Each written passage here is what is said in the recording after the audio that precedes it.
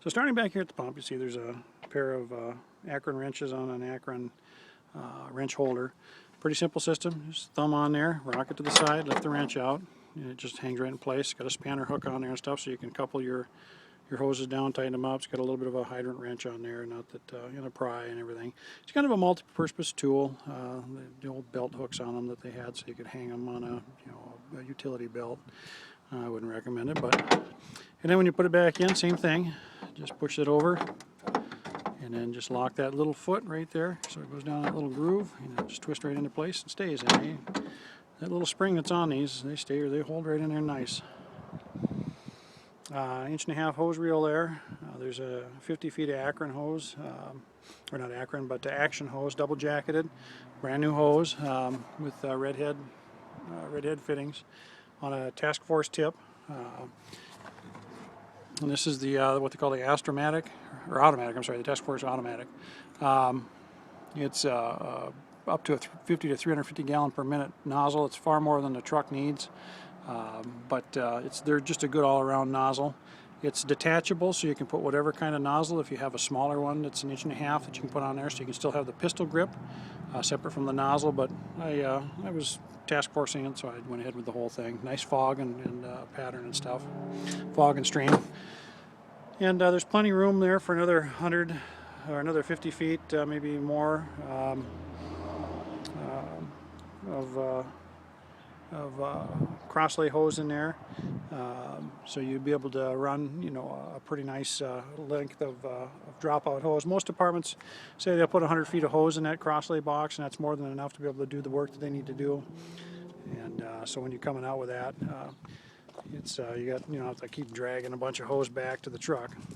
In here, there's most of it's traffic control equipment, utility equipment.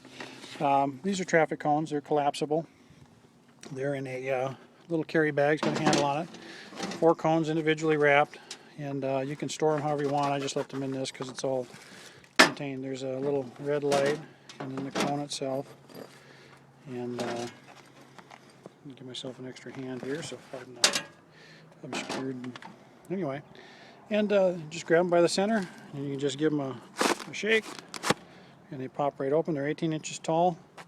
And they're perfect for traffic control at the back of the vehicle. They have retro-reflective striping on them and high visibility, a multi-tone color. So they're easy to see from a distance away, and at night they light up. So when they're on the road, they glow. Not only do they glow, but inside the cone itself, on each cone, flip that thing up, the push button right here, and that turns on the cone. Actually, the cone has its own little light down inside. Whoops, and we'll get her down in there so that you can see it blink. There it goes. So in the dark, that little cone will blink, and or you can click it again and it turns it on steady, and it just lights the cone itself up, so that you can find them in the dark. Yeah, I don't know if you can see that thing from glowing. Oh, there it is right there. Anyway, and then it turns back off. Then it also has a second flasher assembly, which goes up in the top of the cone, sticks right in up at the very top, and it's designed once again for low light use. If you're not on something, it's just a little extra light is all, and they don't look too bright out in the daylight, but at night they're pretty bright. And then things just crush back down. It's like a big spiral, kind of a spring thing in the center, and they just fold back in place, punch them down a little bit, and then they fit right back in here. And inside the bag also there's extra batteries to run the base of the cone, as well as this little light head with. And the whole assembly fits back in the bag. And we'll just set that aside for a minute.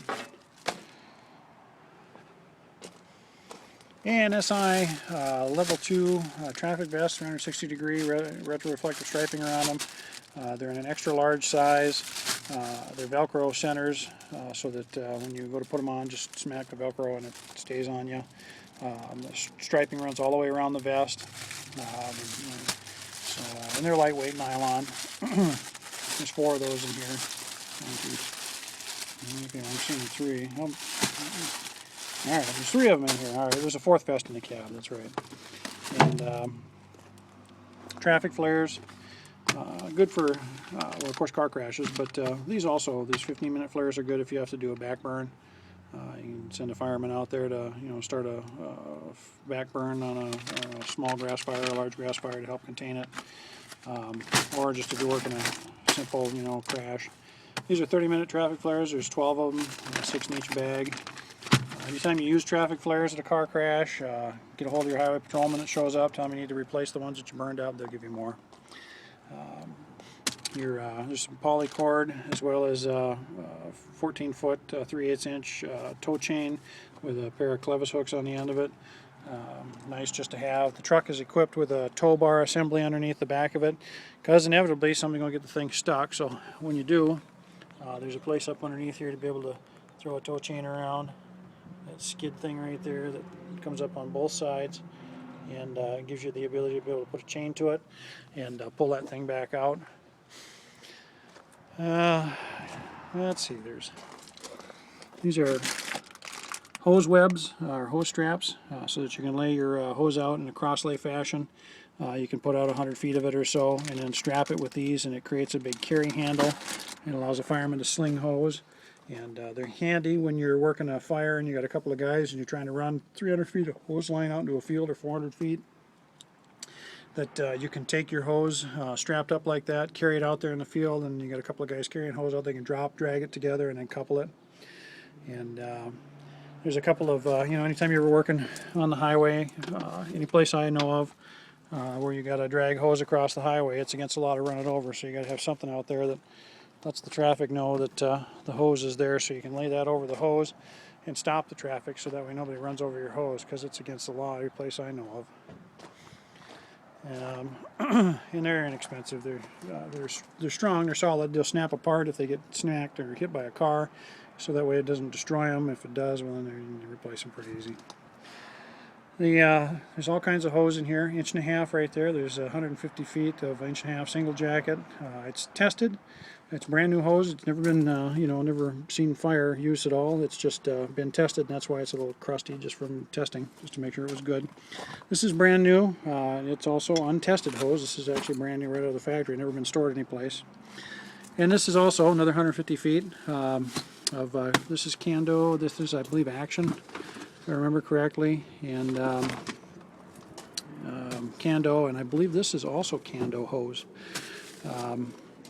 Anyway, and it's still sealed and bagged. I haven't broken it open, but each one of these sections is 50 feet long, so another 150 feet there. So 350 feet plus another 100 feet or 50 feet on the back of the truck. So there's 400 feet of 1.5 inch and 100 feet of 2.5. It's 2.5 for the hydrant. So you can come off the back of your truck, and as long as you got a 2.5 by 2.5 female, you can go to a standard fire hydrant on the small neck and do 2.5s. The couple of spanner wrenches right there. And that's the equipment some of the equipment that comes with the truck. Oh, one more thing. Probably beyond what you guys will use, talking to Andrew about it, but it's here in case you need it. And it's always good to have somebody that's trained in it, because there's a med bag, and it's a complete med bag, because believe it or not, guys get burnt, guys get hurt, guys fall down, guys, have heart attacks. Sad to say, but it's true. It's a complete med kit. I mean, it's set up so that an EMT, certified fireman, can perform emergency care. It's got a blood pressure cuff in it, stethoscope. It's got trauma dressings, abdominal or sponge pads, Curlex gauze rollers. It's got a host of other, different equipment, airways and pen light for checking pupils and splints and a host of, there's just a ton of different equipment in there. It's really set up for, all kinds of different things. CPR mask, so in the event that you got to help somebody resuscitate them. Ice packs and hot packs in here, so you got packs for the different seasons. There's nitrile gloves down on the bottom down. There's a brand new box of those. Over on this side, you got there's a detachable bag you can put trauma gear in. Your blood pressure cuff and stuff can go in there. This stuff's all stock supplies, band-aids, bandages. There's rollers. There's triangular bandages, all kinds of stuff. Blankets and things in there. Anyway, that's your med kit pretty much and hopefully that answers a couple of things.